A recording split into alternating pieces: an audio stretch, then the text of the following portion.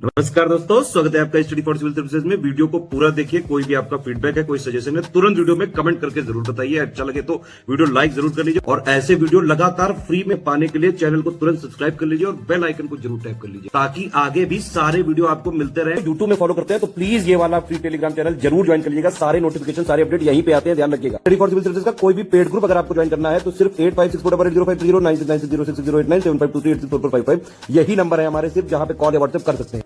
Instagram पे हमारा page जरूर फॉलो कर लीजिएगा, स्टडी फॉर सिविल .सर्विसेज है। ट्विटर पे हमको जरूर फॉलो कर लीजिएगा, @study for civil। आज के इस वीडियो में हम mains answer writing practice series में एक नया टॉपिक क्वेश्चन के फॉर्म में डिस्कस करेंगे। तो चलिए आगे बढ़ते हैं और क्वेश्चन के फॉर्म में एक नए टॉपिक को समझते हैं। हमारा क्वेश्चन कह रहा है, are Gandhi ji's ideologies relevant in the present times? Comment. क्या गांधी जी की विचारधाराएं वर्तमान समय में प्रासंगिक हैं? टिप्पणी करें। तो सबसे पहले हम इंट्रोडक्शन देंगे क्वेश्चन आंसर का और हम बताएंगे कि गांधी जी की विचारधारा को लोकप्रिय रूप से गांधीवाद के रूप में या गांधीनिज्म के रूप में जाना जाता है और ये विचारधारा फॉलो करती है simple living and high thinking के कॉन्सेप्ट को, यानी सादा जीवन और उच्च विचार के कॉन्सेप्ट का पालन करती है गांधीवाद की विचारधारा। और कौन कौन से सिद्धांत शामिल हैं गांधीवाद की विचारधारा में हम देखेंगे। तो सबसे पहला सिद्धांत है सत्य, अहिंसा और ईमानदारी का, यानी ट्रुथ, ऑनेस्टी और नॉन वायलेंस का। उसके बाद सर्वोदय यानी कि प्रोग्रेस ऑफ ऑल, सबकी उन्नति। सत्याग्रह, स्वराज, स्वदेशी। इसके अलावा सरपरस्ती यानी कि ट्रस्टीशिप। स्वच्छता यानी क्लीनलीनेस। विकेंद्रीकरण यानी डिसेंट्रलाइजेशन। जातिवाद का विरोध यानी anti racism and anti casteism.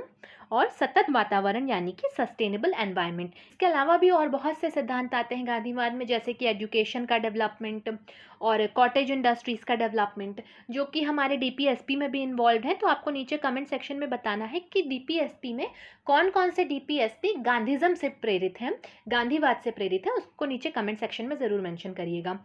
इसके बाद हम समझेंगे कि आज के समय में, वर्तमान समय में गांधीवाद का अनुप्रयोग और प्रासंगिकता यानी कि रिलेवेंस क्या है और एप्लीकेशन क्या है आज के समय में गांधीनिज्म की।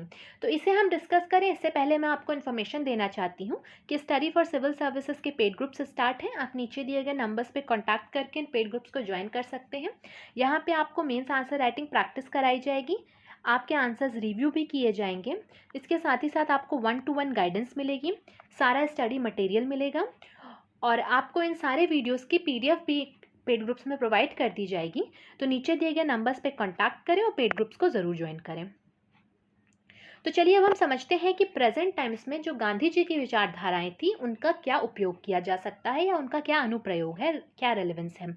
तो सबसे पहले गांधी जी की जो शांति की विचारधारा थी आज के समय में वो बहुत ज़्यादा मैंडेटरी हो गई है।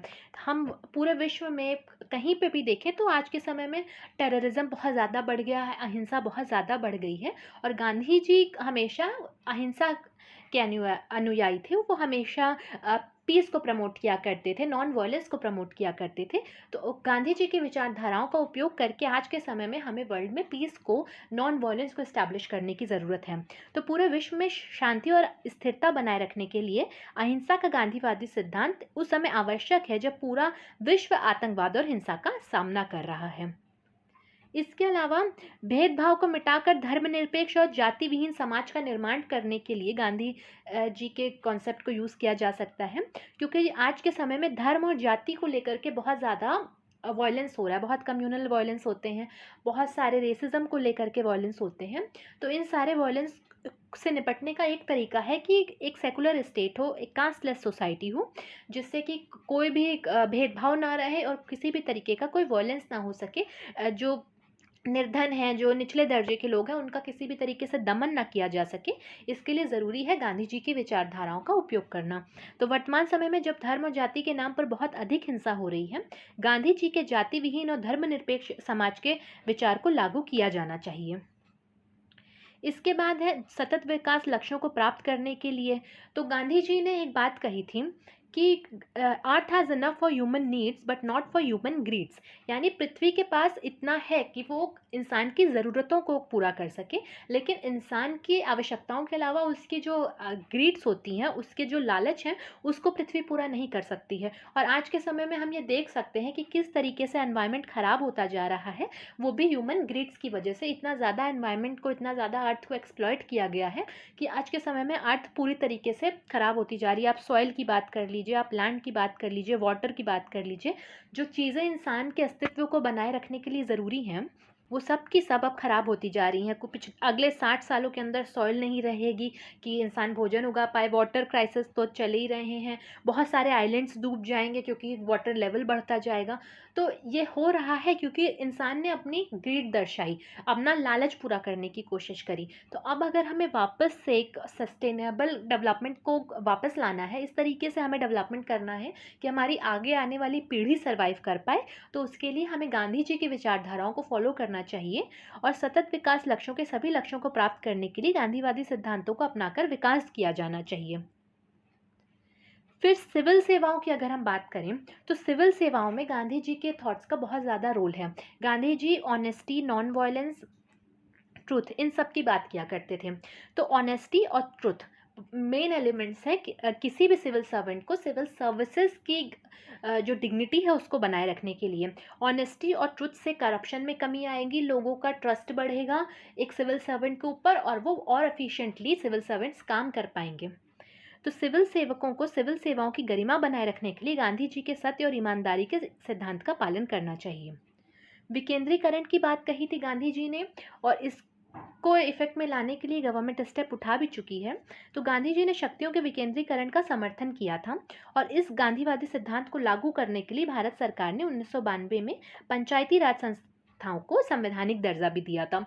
तो जो डिसेंट्रलाइजेशन ऑफ पावर की बात गांधी जी ने कही थी, उसी के अंडर आर्टिकल 40 जो DPSP है, पंचायती राज इंस्टीट्यूशन इस्टेब्लिश किए गए थे उसी को इफेक्ट देने के लिए। फिर गांधी जी ने ट्रस्टीशिप की बात कही थी, यानी कि सरपरस्ती की बात कही थी। और ट्रस्टीशिप का जो कॉन्सेप्ट है ये एक सोशियो इकोनॉमिक या सामाजिक आर्थिक अवधारणा है। और ट्रस्टीशिप के कॉन्सेप्ट में गांधी जी ने कहा था कि जो अमीर वर्ग है वो एक तरीके से लोगों के वेलफेयर के लिए काम करे, समाज के कल्याण के लिए काम करे और ट्रस्ट की तरह काम करे जो कि लोगों का वेलफेयर कर सके। क्योंकि भारत आज के समय में एक ऐसा देश है जिसमें दुनिया के सबसे अमीर व्यक्ति हैं।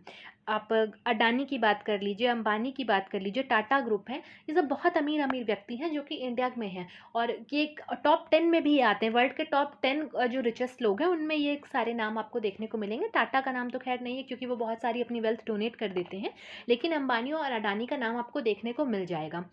तो जब इंडिया में इस टाइम पे इतने सारे अमीर लोग हैं और उसी इंडिया में एक 30% आबादी इतनी गरीब है कि वो गरीबी रेखा के नीचे रहती है, उसको तो बेसिक चीज़ें भी, बेसिक ज़रूरत की चीज़ें भी नहीं मिल पाती हैं। तो इस समय ये ज़रूरी है कि जो अमीर वर्ग है सोसाइटी का, वो जो वर्ग अपनी ज़रूरतें नहीं पूरी कर पा रहा है उसके लिए एक ट्रस्ट की तरह काम करें, उसका वेलफेयर करने में मदद करें।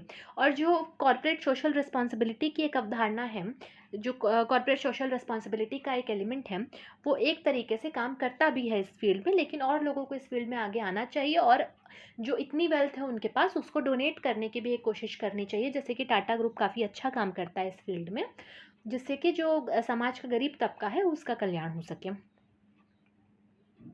इसके अलावा गांधी जी ने स्वच्छता की बात कही गई थी और गांधी जी के स्वच्छता के सिद्धांत को भी इफेक्ट देने के लिए 2 अक्टूबर 2014 को स्वच्छ भारत अभियान शुरू किया गया था।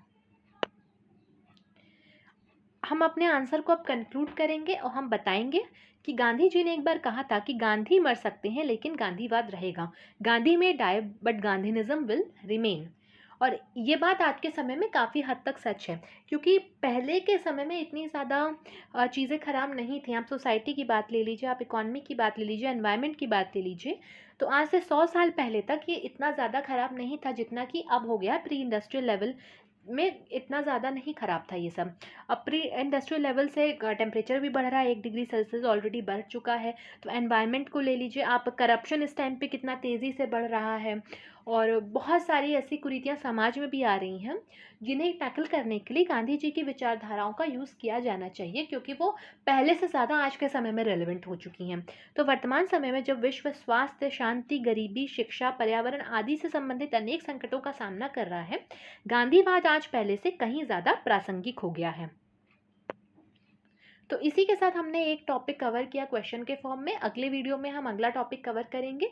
बने रहिएगा चैनल के साथ। मिलते हैं नेक्स्ट वीडियो में। Thank you for watching.